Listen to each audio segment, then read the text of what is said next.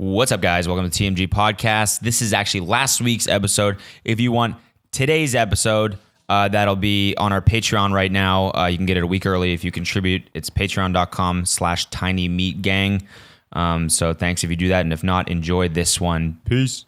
Hey, you sexy little sluts. Today is February 14th, which means Daddy Cupid is coming for you. He's been yanking on his bow and arrow all night, getting ready to shoot all over you. So Daddy Cupid, draw your bow and let that cum flow. This day only comes once a year, so rip off your clothes and jump on that good dick.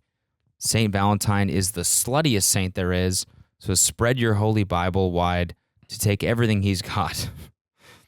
Send this to 5 Valen hoes so you can get off tonight.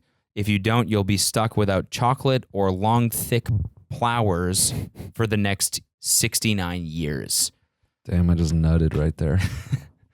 So you heard it here first, folks. It's Valentine's Day, and it's a horny one. Yeah, that was turned up and sexy. It is Valentine's Day. You hard? I'm very hard. This is about to be a hard-ass podcast. Yeah, super hard podcast. Feeling good. We're in the horniest city of all time, New Orleans. Or as they say, New Orleans. New Orleans. And I'm feeling pretty horny. Are you? Yeah. Have you seen some unsolicited breasts today? Not yet, no. Word. No boobies yet today, but we were talking to the bartender at one of the bars we went to. Yeah. On Bourbon Street, and we were like, how many boobs do you see? Mm-hmm. And he was like, well, it depends what you're talking about. Good boobs or boobs? We were like, I don't know, just anything. Yeah. He's like, good boobs? Not that often, honestly. Yeah. The quality of titty in New Orleans is the real pressing issue here. That's what we're here to talk about on our NPR podcast. Welcome to George Washington's gun room. We're here to chat all things French Quarter and terrible titties out here and all things titty meat. All things titty meat. The quality of titty meat. That's crazy that it's just bad titties out here. Yeah, you don't get a lot of that Wagyu titty meat, you know? That good. It's mostly that cheap New York. That New York cut. strip. Yeah. That Denny's New York strip. And Denny's New York strip. That Denny's New York strip titty. They don't got the good stuff out here. That's unfortunate, man. I would have thought, New Orleans would have offered up some fucking grade A titty meat. But I know, man. But I saw zero boobs out there. Which was also Bourbon Street, so I've never been here before. Yeah. And I've always New Orleans was like the one place in the States where I hadn't, like the one city, iconic city that I hadn't been to yet. Yeah. Where I really wanted to go. And so being here was like a cool thing. And we went to Bourbon Street, at noon. So obviously it's not crazy yet. No. Or anything, but it's just fucking construction from start everywhere. to finish right now. Everywhere. They're redoing the whole fucking street. Yeah. It's I mean, as they should be. These sidewalks are uneven as fuck. I mean, the places that they had redone were really nice. Yeah. And so we got to a point in the street where we could just walk and be fine, but 3/4 of it right now are just torn up and loud as shit. Brrr. Yeah. Yeah. Which isn't really the Bourbon Street experience you want, but it was still fun. Yeah, they need to fix the damn sidewalks out here. I thought my fucking hips were gonna get thrown out. Were you there? I mean, I was just walking around. Have you been here before? Nah, I was just exploring. Dude. Okay. Have you wanted to come here? I mean, I have, but I've never enough to get on a plane and come here. Yeah. I've had a couple opportunities and just didn't go for whatever reason. Friends were going and I was I got some other shit. It's too far. Yeah. But it seems fucking cool. Yeah. That's why I was stoked to be here. Yeah. We still had fun, man. We had a couple hand grenades, whatever. That shit's strong as fuck, man. Hand grenade? They're a drink? Yeah, it's these bars. It's 3 or 4 of them on Bourbon Street. Okay. That all make the same shit. Got it. But they're all owned by the same people. And so they have this Got it. secret recipe. We're what's in this shit? And he's like, that's the only drink I can't tell you the recipe of. And I'm like, that's a little bit sketchy. Is that even legal? If someone asks you the ingredients to something, you're like, I can't tell you, bro. Yeah. What is roofies? Can't tell you, homie. That's actually pretty fucking hard that he can just legally tell you, nah. Exactly, nah. Yeah. Just drink it. Yeah, nah, fam. Just go ahead and slurp that down. It'll be all right. And it was all right. Yeah. It was great. It was better than all right, man. If shit starts getting dark in your eyes, don't worry about it. Yeah, man. exactly. It's all part of the experience out here. Yeah. That's actually what they did was when you drink that drink, it's to see how the titty meat in your body reacts to it. So if you got bad titty meat, you stay awake, and if you got good titty meat, you fall asleep, and they harvest your titty meat. Do they? Yeah. Huh. Because they're trying to up the quantity of good titty out That here. makes sense, actually. Yeah, storing it. Yeah. I did a little prank invasion move today. What'd you do? I seen these 3 homeless people. It was 2 dudes and A lot of homeless people out here. women. too. Yeah, Tons. Also, everyone who's like, I'm a Burning Man, whatever. Nah, you are just a New Orleans homeless swagger jacker. Okay, every homeless dude out here is dressed Looking like fly? top tier Burning Man. I stood out and like looking at the fucking green tea ass water, and this dude was lying down, and he got up. He had full face paint on, crazy ass multicolored do rag. You sure it wasn't just like scabs? No, it was like straight up face paint. Okay. Yeah, it was Wasn't white. just blood? No. It was white. It was very delicate around the lips. Like, it was, damn, that blood, dude, that looks awesome. No, it had intent. It had purpose. Okay. And so whatever. So I seen these 3 homeless people, and this dude goes running down the street like to 2 of them on a bench, and he's got a styrofoam box, and he jumps up and he kicks his boy. And he's like, "Look what I found in the trash!" And they got really excited. I was like, "God damn, I don't know. I just felt something." So I walked past them, and I got 30 steps, and I said, "Man, fuck it." And I turned around, and that $100 of that money I won from the casino, I just handed it to him. What? Yeah, I was just like, "Hey, man," I was like, "Here you go." Really? Yeah, it was just like, "There you go." And then Even after the story that the cab driver told us yesterday? I mean, I pulled it out way in advance. I just Okay. had it Okay. between You my didn't pull the fingers. whole wallet Nah, out. fuck Yeah. that. No. You want to tell that story? Yeah, we What could he tell said? that. Yeah, we could Okay. tell that in a second. Yeah. So I handed it to him, and I mean, it was such a public area. I knew it wasn't anything gonna happen, and they all looked at me. They were like, "What?" I was like, "Just from you." I was like, "Just from me to you guys." And then this is where I felt really LA. The one dude goes, "Can I give you a hug?" I laughed and I said, "Oh man!" And I threw up my hand Like, this hoodie's new, man. Yeah, I was like, "Hey, bro, I'm kind of fresh right now. I don't want to get the homeless dust on me." You know what I'm saying? But I appreciate you. And I gave him nucks, and I gave them all nucks, and then I walked away, and I was just hoping, like, man, I really hope you guys don't buy drugs. I mean, they probably will, but probably. yeah, whatever. So I did that, and then it got me some beignets. Did you really? Yeah, but they weren't like what we had in Utah. Them shits just tasted like funnel cake. Okay. They weren't super banging. I mean, that's what it is, essentially. I thought there was more to it. I think it's just like puffier. There probably is, but like Word. at the end of the day, it's just dough with Yeah. powdered sugar Sure. on top. I mean, it was okay. Mm-hmm. I got 3. Only problem with that was like I just wanted 0. Yeah. I just wanted to take a bite. Yeah. Then I had a full plate. I felt like a dick. I just kind of looked around and dipped. Gave those to the homeless guys too. Yeah, They're like, actually, nah. nah, we're not gonna. Yeah. They're like, no, that's We're all trash. good on the beignets, man. Hell, What was the story that the guy told yesterday? Was he said that? I mean, he was also like a Florida, yeah, he's a Florida real dude. like Florida man, Yeah, and he was like, yeah, you're in he's Tampa. like, I don't give money to homeless people no more, because this guy that, what did he say? He was like, He said he that, came back from a tour in Iraq. No, yeah, he was. No, he had come back from a tour in Iraq, and he was stationed out in Tampa. Yeah, So he was like still on duty. not the cab, not the Uber driver. It Not was the Uber driver, just a he guy. was just saying this about someone else that It he. was a guy in his neighborhood. Okay, a guy in his neighborhood. Yeah, and he said the guy,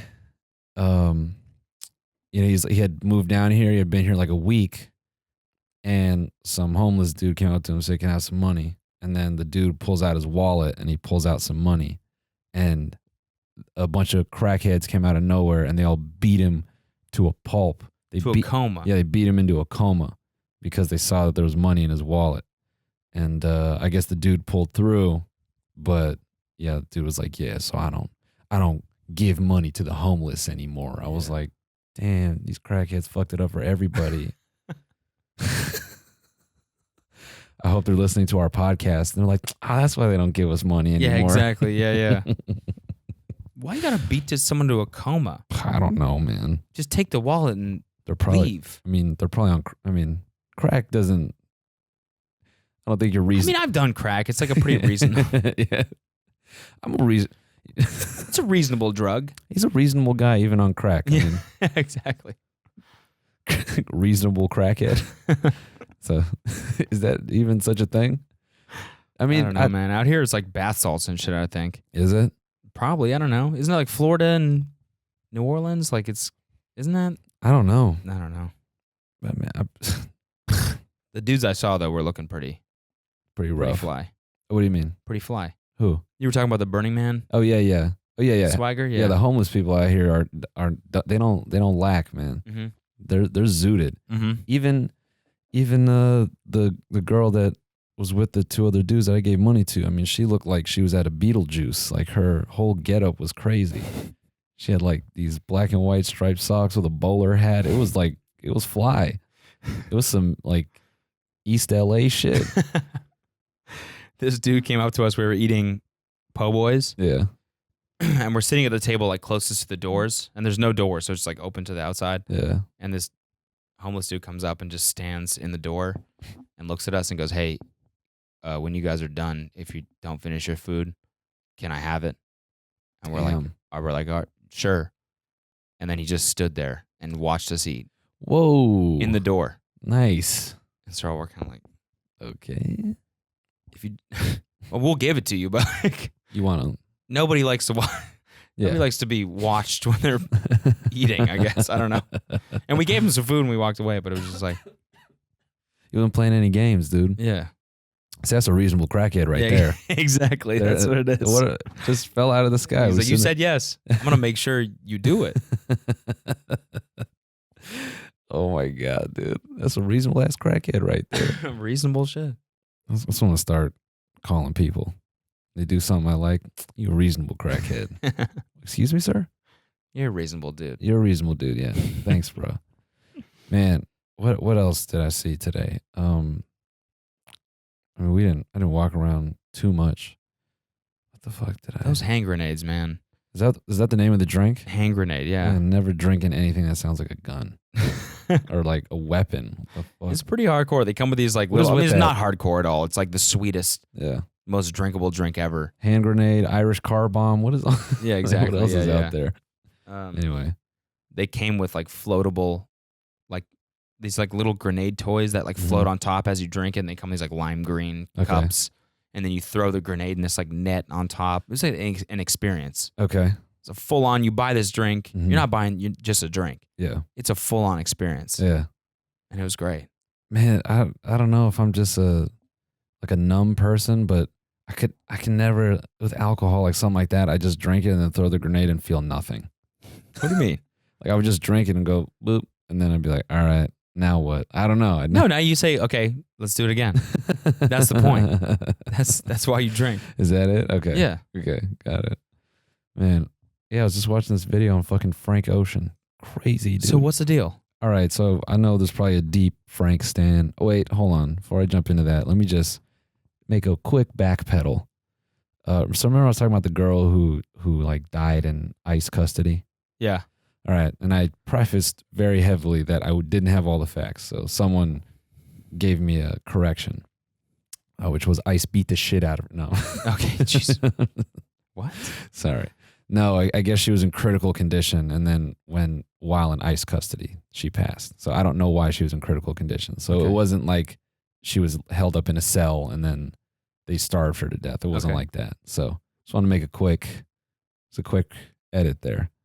And back to Frank Ocean. Okay. No, this is wild, dude. So he signed, man, and you know what's actually really interesting about it is, I'm sure Frank Ocean fans kind of know this story, but it's a good testament, not a good testament, but it's another great example of the internet, man, and how it's changed music. So I guess Frank was signed by this dude named Tricky. I think that's his name. And he's like, as a manager or as an Tricky was a producer, and I think he worked for Def Jam. Okay. And he got, I think he got Frank signed to Def Jam. Okay. And Tricky was I thought responsible. Frank was independent. That's like always been his thing. So that's what's kind of cool. Okay. All right. So he gets signed to Def Jam, and Tricky he produced "Baby" by Justin Bieber. He Okay. produced "Single Banger. Ladies." Yeah. Absolute banger. Yeah. He's like, he produced "Umbrella." So it's like he's got hit factory. So he got Frank signed, but then Def Jam just kind of went silent, and they put him on the shelf, and they weren't really excited about Frank. Like they didn't see the magic. Okay. So Frank, at that time was doing a lot with OF, and he's like, all right. He's like, fuck y'all motherfuckers. So he came out with Orange, Channel Orange. that was after Nostalgia Ultra or whatever. Okay. It was a mixtape. You put it out as a mixtape, and that had I think that had Swim Good. No, Swim Good. Fuck, I'm fucking this all up. Anyway, he had 2 fucking big ass songs on there, like underground hits. And then all of a sudden, Def Jam was like, "Oh, you're an artist." So they took those 2 songs, they blew them up, they shot music videos for them. Cool. Then for Channel Orange, this is like 2012-ish, Frank goes, all right, I want $1 million. I want full creative control. They're like, yeah, sure. So they give it to him. And what the hell? Oh, it's my phone. Yeah. So then he comes out with Channel Orange. Okay. And it does amazing, right? And then now I guess his deal was that he had a 3rd album. So I think it's like a 2 or 3 album thing or whatever. So he's in his deal. He wants out. So he starts like kind of this chess match with Def Jam, and he starts he releases a snippet, and like he's kind of delaying the release of the album, and like a long period passes until. Do you remember when he did that live stream? Yep. So this is the craziest like finesse, I guess. So. And shout out to this dude. He did a video on it. Trap Lord something. I don't know. You have to look it up. I'm tired today, guys. I'm sorry. He kind of put this information together, but basically, Frank did that live stream. It was like 140 hours long. And it built up into that album Endless, which was like an exclusive between Def Jam and Apple Music. And I guess he got paid $20 million for it. But what it was that the live stream played an album technically. So it technically finished his deal. And what it really was a gigantic fucking arrow to Blonde. which he released independent. It was an independent release, and he dropped it the day after he put out Endless. I remember that. Yeah. And I read an article about this too. Yeah. I think. Yeah. Like right after it happened, because Yeah. people were like, holy shit. Mm-hmm. This is a crazy finesse. Yeah. Yeah. So was the live stream all original music? Yeah. It was. Do people still listen to that?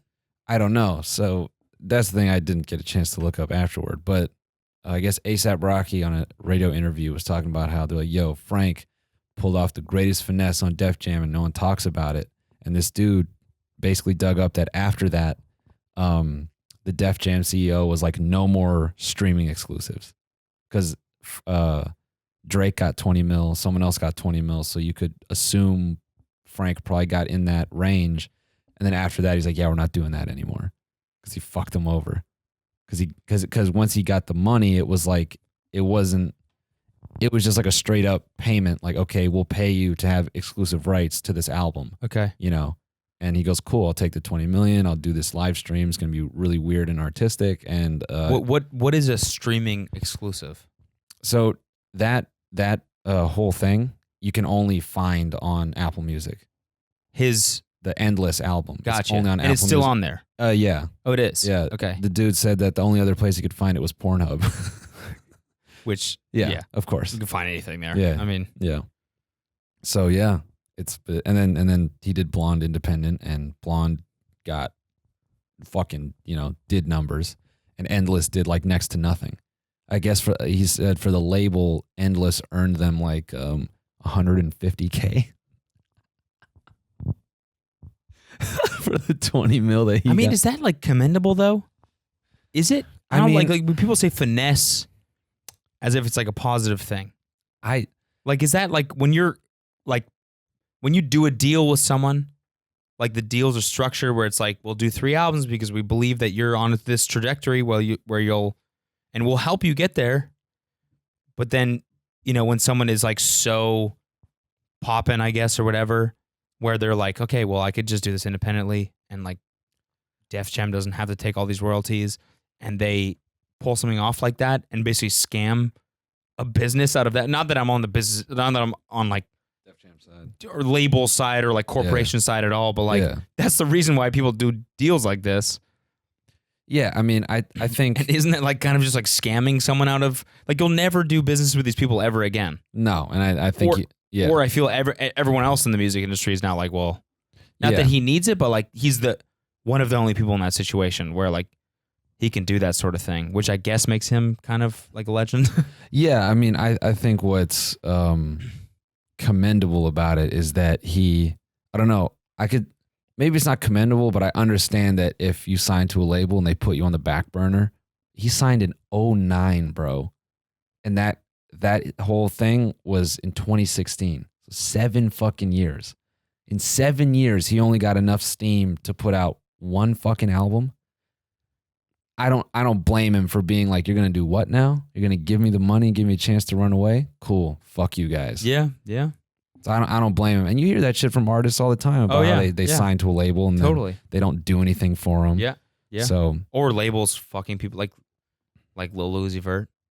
Oh yeah. Wait, what happened with that? Can't release music.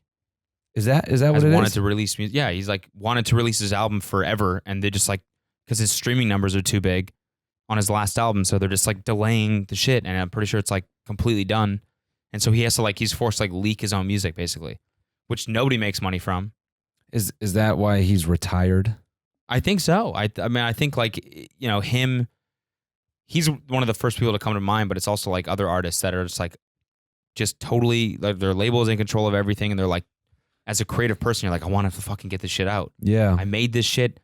It's about my life right now. Yep.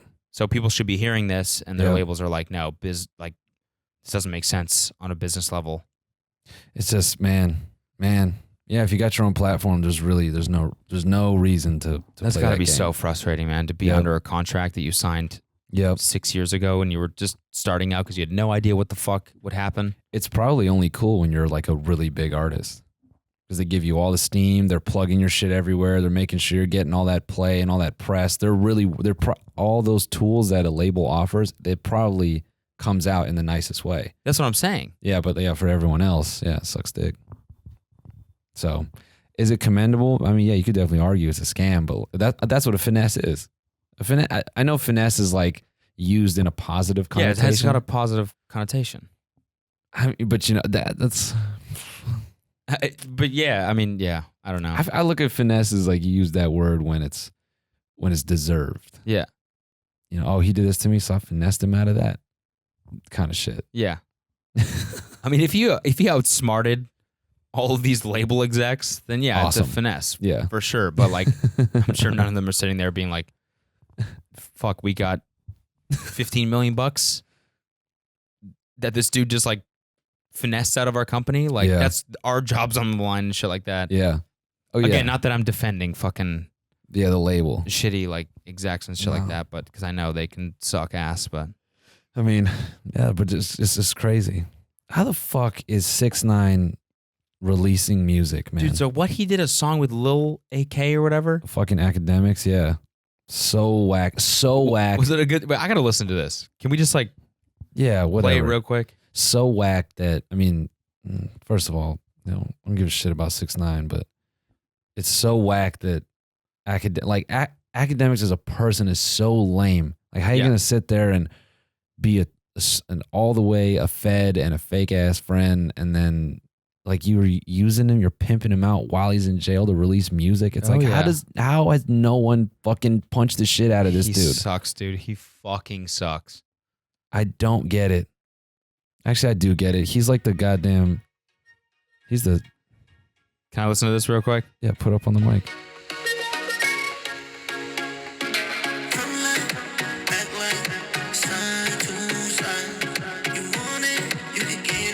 That's not fair. That's not fair. This is a pop track. Yeah, that's not fair. Anyone could be on that song, and it sounds good. Nope, I take it back. That's bad. That's bad. Yeah.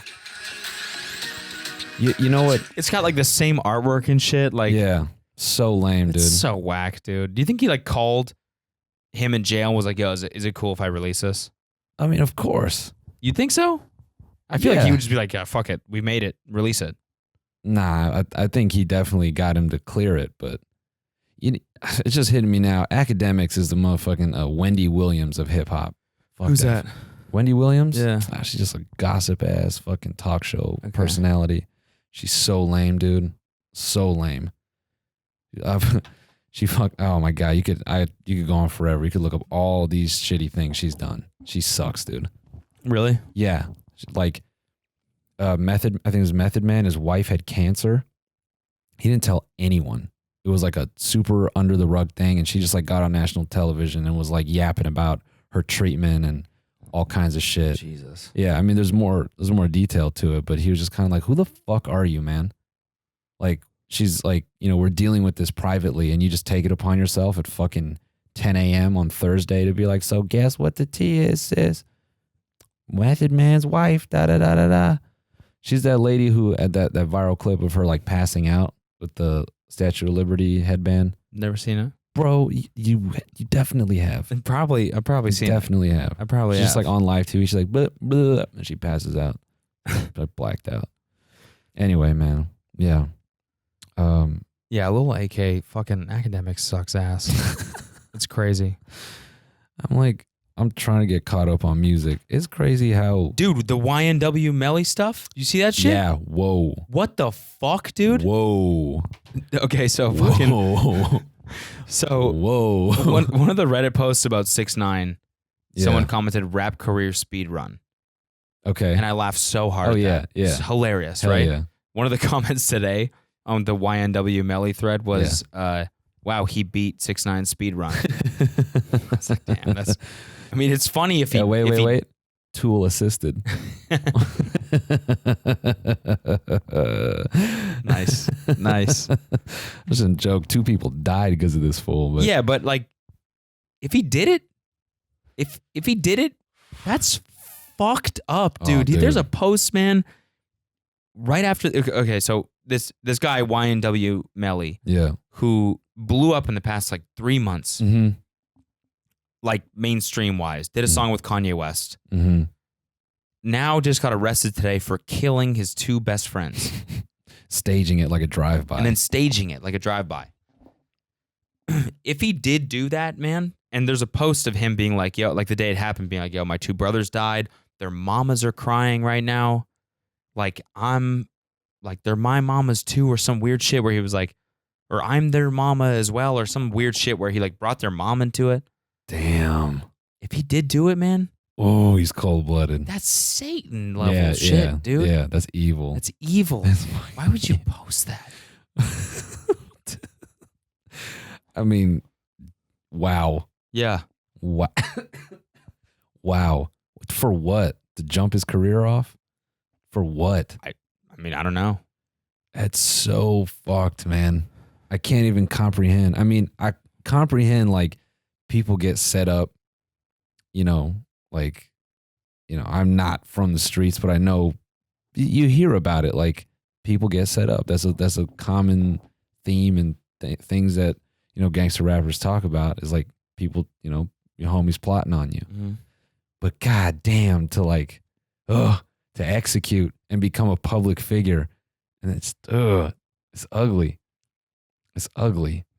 I mean, just like, why? I can't. I don't know. You can't even really, like, until he's convicted of anything, you can't, really. really Yeah. form opinions on it because Yeah. we don't know shit. We just seen like the whatever. But like to get arrested as the main suspect, It's crazy. there's got to be some crazy evidence against you at that point. Yeah, but then you watch Making a Murderer, and Yeah, I know. It's true. that they just like put it on him, and it's like it's him, and it's fake him. Yeah. They just want to close the case, kind of thing. Who knows, man? That's It's fucking crazy, man. What's going on in Florida? Florida's a weird fucking place, dude. I gotta say though, our shows so far Oh, our shows in Florida were have been great. Yeah, Have been great. Shout out to Florida. We played 2, like, venue-wise. Yes, they were definitely the smallest we've done, or A among little the bit smallest. subpar venue-wise, just Yeah. both standing, smaller, Mhm. kind of hard for sometimes to see the screen and shit like that. But like, you guys were so fucking stoked. Oh yeah, you guys were in it And for sure. every single person was there just smiling, just ready to hear what the fuck we had to say. Yeah. That shit's cool, man. Yeah. It's just, it's really fucking cool when you look at the crowd and every single person is like, just down. Yeah. Yeah. Not shouting, not whatever, just like, yo, like, tell me some shit. Yeah. We're Yeah. They gonna want to hear a joke. React to it, Yeah. That shit's cool. Super. I will say also the in-house audio guys past 2 nights have been fantastic. Yeah, way fucking better than the guy. Yeah. Did we smash on the Nashville dummy? Did we shoot on him? We didn't smash on him yet. We about to Eiffel Tower this boy right here. Before we do though, let's take a quick break. Okay. We'll be right back. We'll be right back. To Eiffel Tower, the audio guy from Nashville. Guys, I want to thank MeUndies for sponsoring this episode of the podcast. Hell yeah. It's always been a dream of mine to be sponsored by MeUndies. Nice. And now it's finally come true. So this is actually a huge moment for me. Yeah. Is your underwear making you feel happy at this very moment?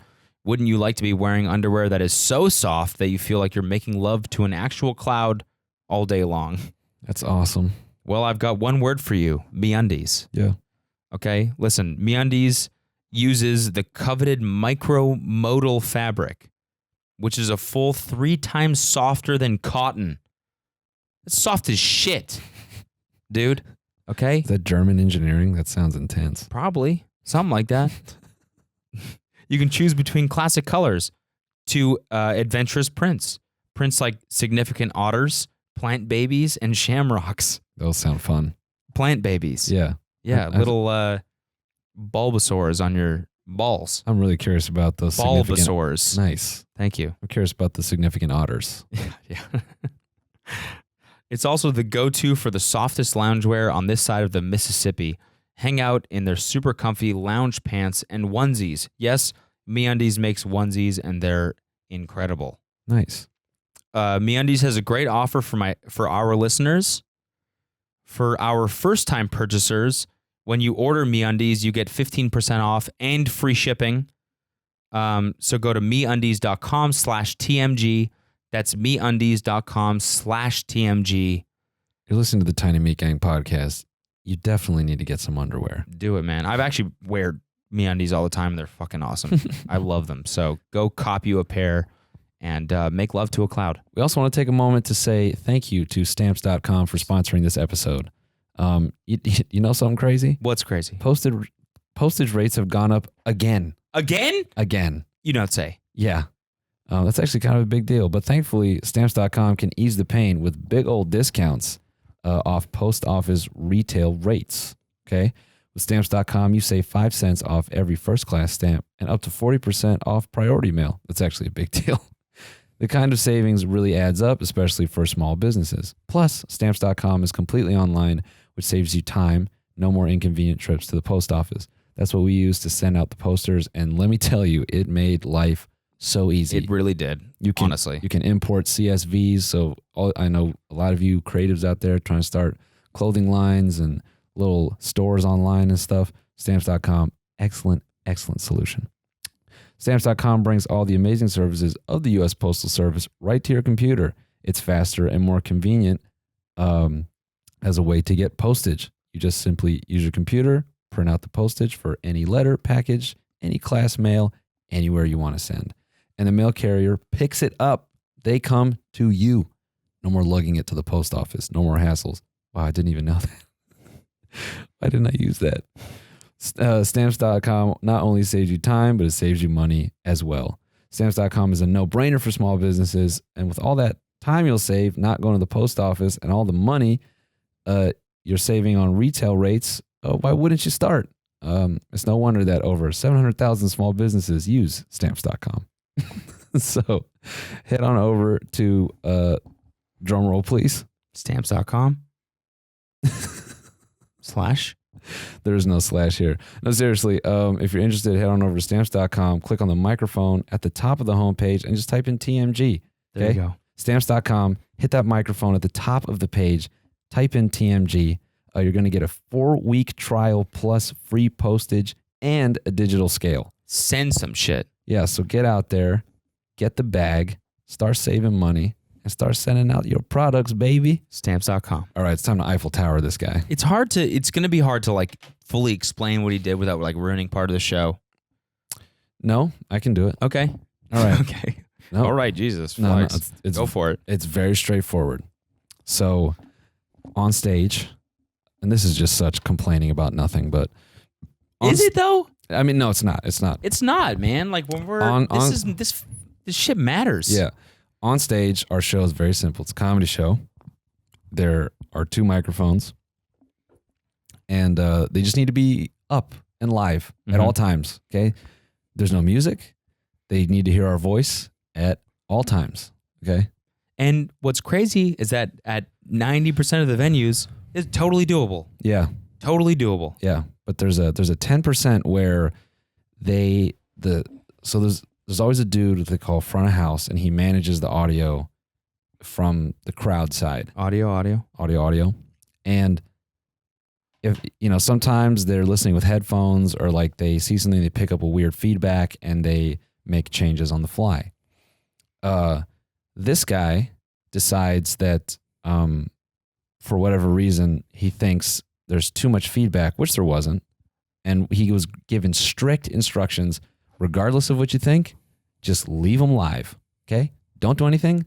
Leave them live. Once again, don't do anything. Leave them live. Once again, don't do anything and leave them live. So what are the 2 things again? Do nothing. Okay. And leave the microphones on. Okay. So the first step is to do nothing. Okay, so it's to do nothing. Okay. So pretty easy step, right? Because like the step is basically it's an anti-step. Yeah. It's just do nothing. Yeah. So that's the step. Mhm. Is number 1, do nothing. Yeah. Okay, so that's the only thing. And then this guy takes it upon himself to go, nah, I'm going to do something. Nah, I'm going to do something. What was it again? What was the step? Yeah, do nothing. Okay, and so what did he decide to do? Oh, he did something. Did something. And okay, he so just, something is the opposite of nothing. He just fucking kills our microphones by like half. So we're out there, we're like, hello. I'm out there coughing into the mic to test it mid-show to make sure that it's on. Yeah. And I don't hear shit. Yeah. And I'm like, God damn it. And we're just like, the crowd's kind of looking around like, what the fuck just happened there?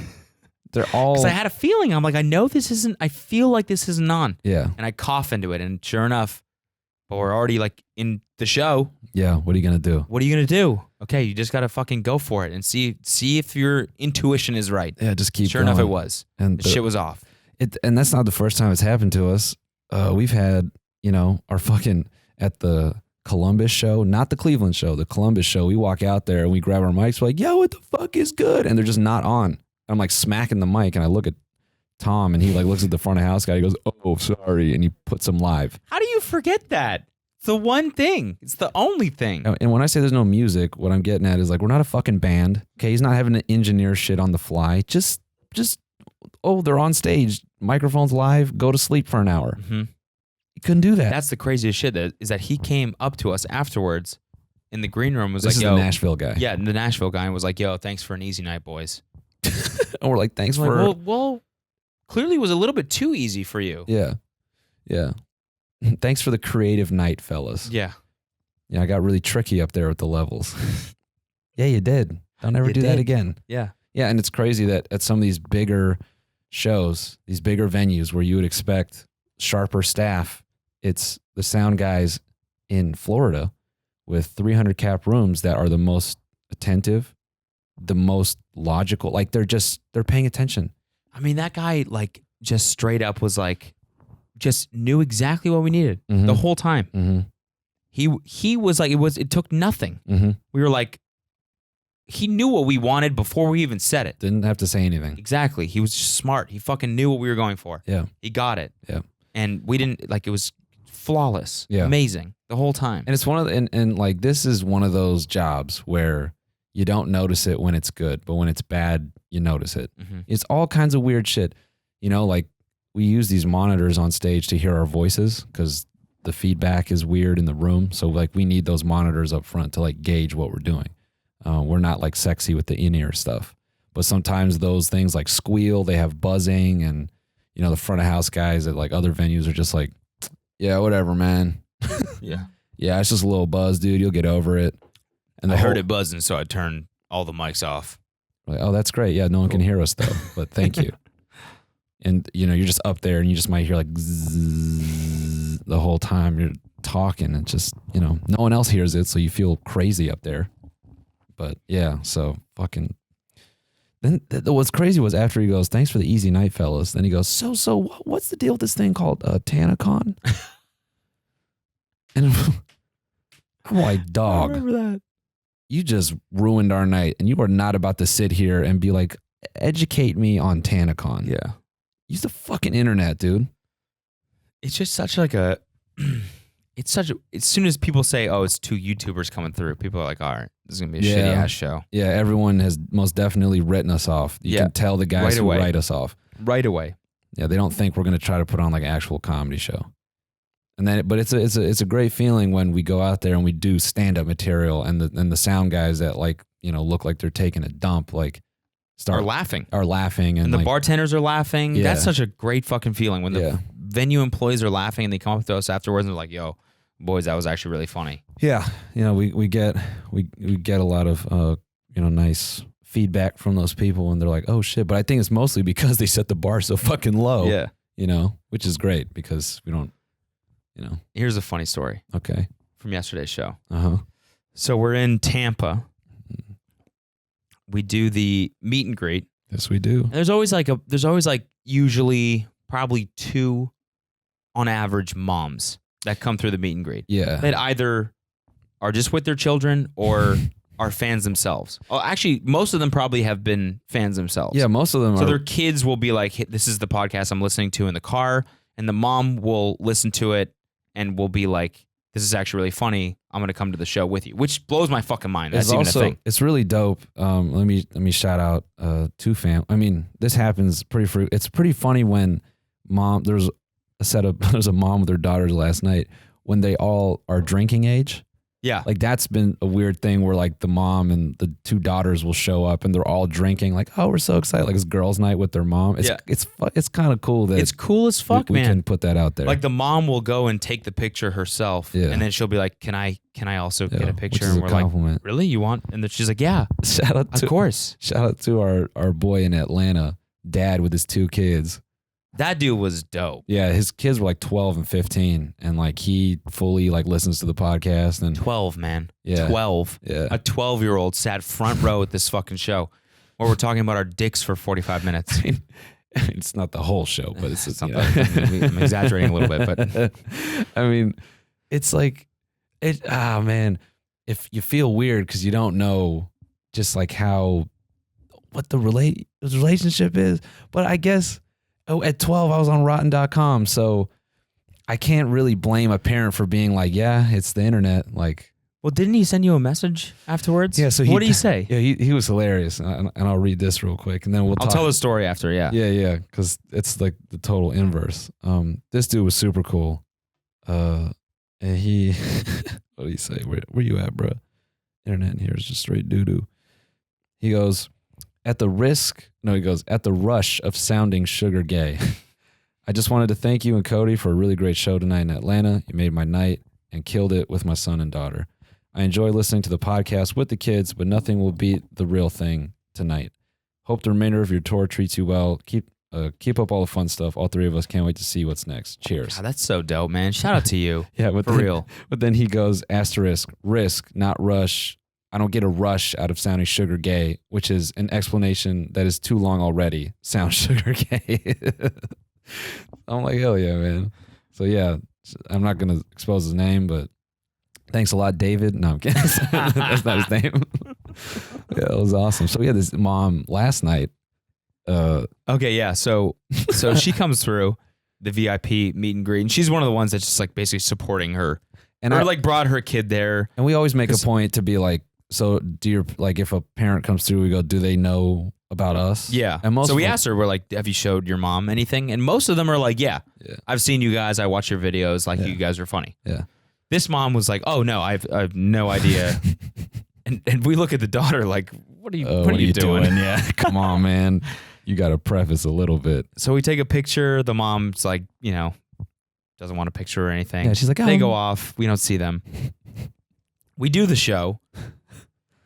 It's not a fucking G-rated show by any means. Like it's a lot of like during the, Q&A portion of the show, it's a lot of just inside podcast jokes and stuff, which are just not for the faint of heart. Yeah. Right. Yeah. So this kid, mid Q&A, he's right in the middle, right near the front. Yeah. We choose him, his hands up, and he goes, "Hey, how much cum is in your guys' asses right now?"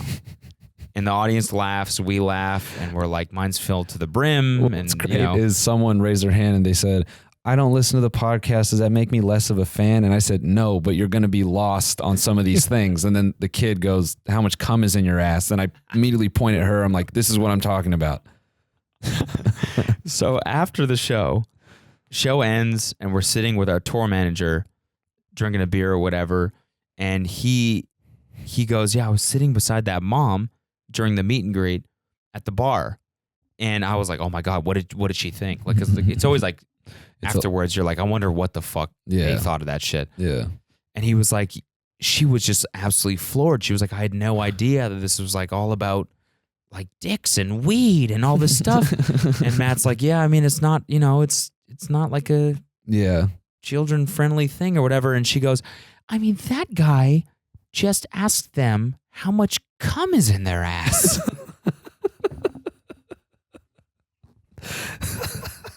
Imagine what that's like for a fucking parent sitting there. You're sitting at the bar, your kid's in the pit. Yeah. And then some kid asks how much cum is in their ass. And then we respond, "Oh, it's leaking everywhere." It's filled to the brim. It's just so much. I can't fit more cum in my ass even if I wanted to. No, I was like, that's the thing about cum. It can go anywhere, especially into your ass. Then she goes, "That guy's I have so much cum in my ass, it's spilling out of my mouth." It's coming out of my eye sockets. Yeah, she goes, what she said? She said, "That guy's whole thing is smoking weed." And then referring to me. And I'm like, none of my jokes are about smoking weed or anything. And it's because someone goes, "Do you burn?" And she's like, "That guy said, 'Do you burn?' And he goes, 'Yes.' And they're cheering." And then our TM had to explain. He goes, No. He's like on this show. He plays this character. This guy, Wade. She didn't like hate the show. Like, she was just like. Yeah, she was fine with it. Yeah, she was just like a little bit lost on her. I mean, I think like it's got to be a weird time now to be a parent of a kid that's age. Her daughter was probably 16, I would say. Yeah. And the mom was just like, I asked Matt, I was like, did she seem like pissed? Matt was like, no, she didn't seem pissed. She was like, well, she's gonna get exposed to this shit anyway, so like it's good that it's like kind of in like a community controlled manner, I guess. And it's like a funny. It's a good thing. There's 300 people that are like, "Oh yes, the cum in my ass." Cum bit. in my ass, yeah, that's a great that bit. part. Yeah. We also have cum in our asses, and so I get it. Like it's got to be kind of a weird time to be a parent now, where your child has been connected to the internet since they were fucking 5 years old. Yeah, they're gonna see the shit whether you like it or not. So it's like how you embrace it as a parent, I guess, right? I don't know. Yeah, fucking. I mean, I don't know shit. If you're a parent and you listen to this shit, let us know. Yeah, because I'm legit curious about that. Even our TM Matt, and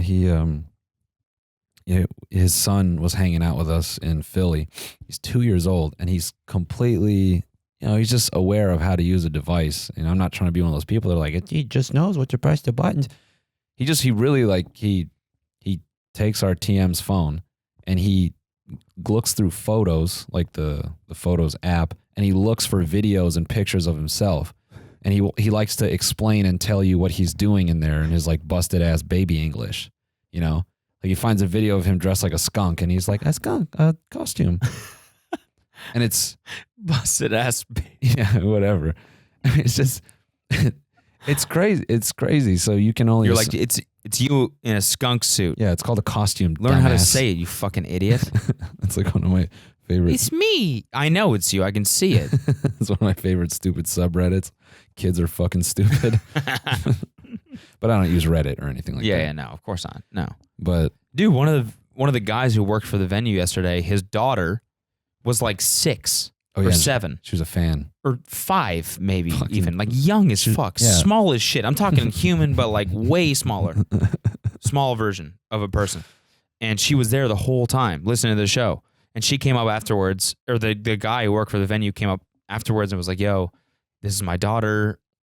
She's really wanted to meet you guys. She's been pumped for the show for 2 weeks." And I'm like, "She would." Yeah, what's going on, dude? You let her listen to the show, and she's like, "Yeah."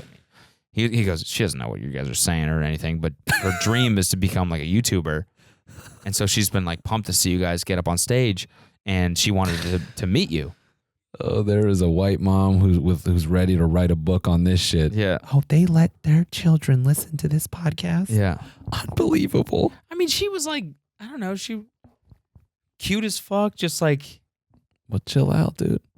I mean, like, Just kidding. she was like, just like pumped to meet me, and like Yeah. they make videos together, her and her dad. That's They cute. do like these like dad-daughter videos, whatever, and she Yeah. just like really wants to be a YouTuber. That's what she wants to be. Yeah. No. I mean, he definitely cares about her. That's Yeah. why, whatever. I mean, I guess that's my point too with Matt's kid is just they're growing up in a way where like these devices are very much part of their life. Mhm. And I think it's a hard thing to be like, no, you will not use. It's like, yes, they will. They're just gonna do it. They're going to do it. Yeah. Whether you like it or not. Yeah. Like it's It's completely. like, don't jewel. They're gonna fucking yeah, they're jewel. going to fucking jewel. That's another thing, man. The amount of fucking jewels we sign. Yeah. Stop jeweling, man. Yeah. It's fucking bad for you. I know. I say this, but I've jeweled in videos before, but now it's out of my life. It's completely gone. Haven't done it for months. Haven't done I it feel for way better. haven't done it for hours. I feel Yeah, awesome. I haven't done it in literally hours. I've quit for a few hours at a time. Nah, most people who bring the jewels, they're like college, but some of you fucking like on the edge kids that be bringing out jewels. I know who's 17 because they're just way too excited about a jewel. Yeah. I'm like, yeah, you ain't been around. Like, what's up? can you sign my jewel? Can you sign- I'm like, sure. It's not me. Can you sign this cigarette? Oh my god. Oh my god. The bouncer made me take out the pod. Okay. You take your mugshot too? Yeah, dude. Fucking, you ready to go to jail? That's what we should do. It's like, oh, you're underage smoking? Yo, Get them right here. security. Call the police. Yeah. Call the fucking police. Did we talk about Baltimore people throwing jewel pods on stage? I don't think so. That shit was crazy. That was under a week ago, wasn't it? I think so. Yeah. Yeah. Yeah. People throwing jewel pods on stage. Like tons of people. yeah. You guys love vaping in Baltimore, apparently. That was wild. Yeah. Yeah. We've seen a lot of crazy vapes. This girl came out to the Tampa show. Was it yeah, it was last night, Tampa. Mhm. Her fucking vape looked like a diamond tester. That shit was crazy, man. Yeah. This one girl gave us her vape to sign. It was like cracked marble. Yeah. It was yeah. beautiful. Yeah. This looked like I don't even know. It looked like a rare gem. You know, it looked like some shit you buy at like a collector's store. Beautiful. Just, man. Just imagining like in 30 years, all these old dudes are going to do vape restoration. That's going to be our version of 1920s cars. Old guys just doing vaporizer restoration. Antique vapes. Yeah, antique vapes. 100%. Yeah, this was a very nice piece back in the 10s. You know, this was a popular one, carried even into the 20s. But you don't find this year, the 12 like this. This is when batteries were just getting very big. You remember the one that exploded in that guy's face Yeah, and killed him? crazy. This is that one. You can't find jewels for these pods for these things anymore. They just don't make them. These were so popular at one time. Yeah, Wood grain. Beautiful piece. that's actually a very scary thing. Shout out to me and Nerd City had a really dope conversation on Twitter. About what? Just like future nostalgia. Okay. He was like, man, think about it, dude. In like 20 years, nostalgia for kids is going to be like G Fuel and getting swatted on stream. You know, nostalgia for us is like skateboarding. Yeah. It's like, And like N64. super innocent and like, you know, actually, no. I mean, that is, I was actually thinking about that when that kid who's a mod for your stream came through the VIP. Shout out Glenn.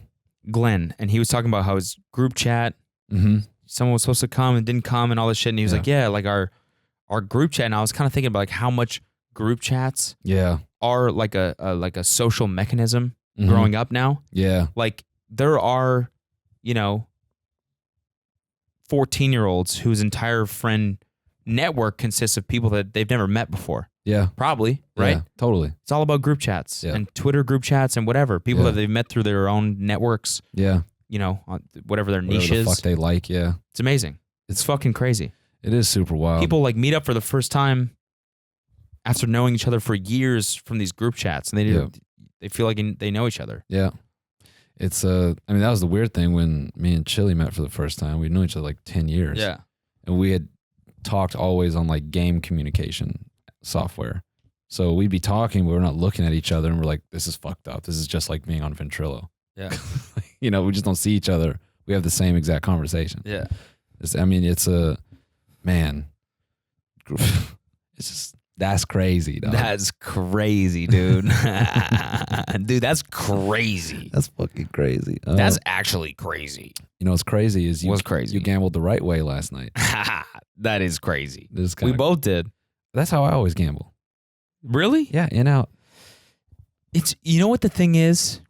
It's actually not fun to win. No, it's not. It's not at all. Yeah. It's not fun. It's You not. leave that place feeling like you're missing something. Of course. When you win. Yeah. That's fucked up, dude. You leave a casino up. Yeah. And you feel like I have unfinished business in there. Exactly. I wanted to take all that money and go to the poker room. Yeah. Mm-hmm. We both gambled last night, blackjack. Yeah. We both went up hundreds of dollars in like 30 minutes. A couple $100 each. And both left, both were just like, yeah, let's go eat. Let's do it. I don't know what came over us. Responsibleness all of a sudden. Responsibility. That's how I always do it. Really? You always leave up? Usually, yeah. Always? Do you know how much I've lost on poker? That was a skill I had to teach myself. When I'm up, you're out. No, but you're not always up. You don't always go up right away. No, we got right lucky when we sat down. We were hot as soon as we sat down. Oh, that's what I mean, though. If I'm ever up, I try to get out to negate the times I've been down. Yeah, that's how I try to look at it. Usually, I'll if I go up right away. Yeah, I'll take the shit that I put it off to the side, and then gamble with the winnings. Yeah, until they're gone, and then leave you're like, even. well, then I buy back in, and then. I'll leave even, usually. Leave even. Okay, word. I'm good at doing that. Okay. I'm not good at leaving up. Okay, word. Yeah. And so, when we left last night, I was like, no, this should be still, I should be playing still, because that's the point. That's why you gamble, is just to play. Yeah. It's not to win, it's just to fucking play. Yeah. No, that's true. The rush. The odds keep you even enough where you can just play for a long time. Yeah. And you can, if you're playing, $15 a hand like we were playing, you can either leave $100 down, you leave $100 up, but you've already written that shit off, so it doesn't matter. Yeah. And you play to play. Yeah, I feel that. Yeah, I definitely wanted to. I still want to, but I'm not going to. Yeah, it was still fun. It was definitely fun. I'm glad we didn't. We didn't go the full course. Yeah. Yeah, it would have been depressing actually if we left a couple $100. I mean, it's not in the grand scheme of whatever. It's not. It's not huge losses, but losing just feels so bad. Yeah. It just feels bad. Yeah. It's never fun. Mm-hmm. It's that post-nut clarity. You're like, well, what am I doing? I could have just had McDonald's tonight. That casino was huge, man. The fucking Hard Rock. Seminole. Hard Rock. In Tampa or in Seminole? No, yeah, whatever. It's huge. Yeah. Bigger than any Vegas casino I've been to. No, come on. Yeah. No. Vegas casinos are generally kind of small. It's 3 floors or 3 sections. It's big. I'm not gonna say it's bigger than Vegas. Maybe you're right. The big vaulted ceilings. Yeah. Tons of. They had they had a good amount of blackjack tables, but not a lot. But it's a great casino.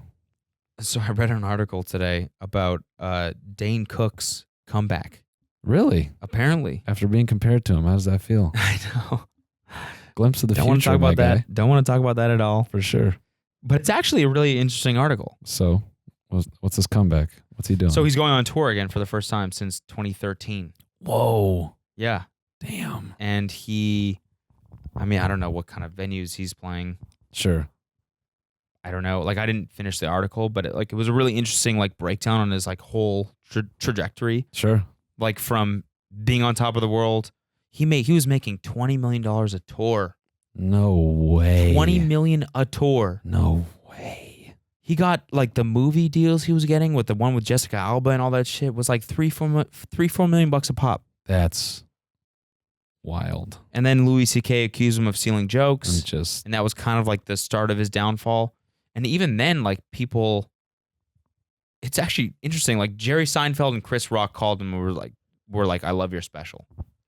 But yet he was like, you know, you'd sit down at a bar and be like, I like Dane Cook. And half the people would be like, yeah, he's funny. And half the people would be like, he's fucking trash. Yeah.